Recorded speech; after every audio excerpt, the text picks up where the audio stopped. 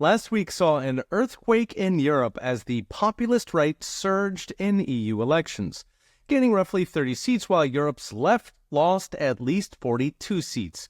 The losses were shared by the Socialists, the Greens, and the unreformed Communists who still exist in museums, universities, and legislatures in Europe. The European Parliament has 720 seats, so translating that into U.S. terms, it's like gaining 15 House seats or 4 to 5 senators, which is a pretty big deal. The bad news is that it won't change much, at least not at the federal level, the Brussels Leviathan, because the uniparty coalition of socialists and soft conservatives, think Mitt Romney, run a grand coalition in Brussels to lock out any party advocating for more national control, whether it is on the left or the right. So in U.S. terms, imagine a coalition of Democrats and rhinos who boycott any Trumpers or Bernie bros so they can focus on one thing: more power for Washington. While that Borg did lose seats last week, it still looks like they've got a controlling majority with at least 400 seats out of 720. Now, we should note that 55% of seats is pretty rough when all the major parties team up against the outsiders, but alas, it is still a majority.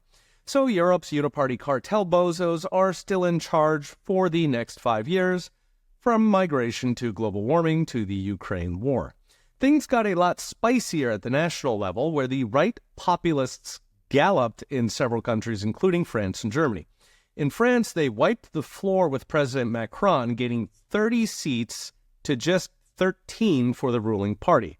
That triggered Macron to dissolve the National Assembly and order snap elections in 3 weeks to see if the French people despise him as much as they say they do in polls. He's currently sporting 30% approval in a raft of recent polls. So that could be fun. It also got interesting in Germany, where the right populist Alternative for Germany, AfD, that has been padlocked out of government, actually beat the ruling party.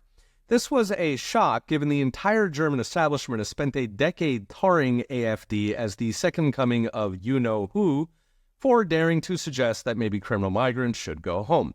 In a recent video, I've mentioned how AfD is now the most popular party among Germans in their 20s, and now that's translating into actual seats in the EU Parliament. There were similar shifts in Netherlands, where right populists will be either the first or second biggest party, and Austria, where they are now the number one party.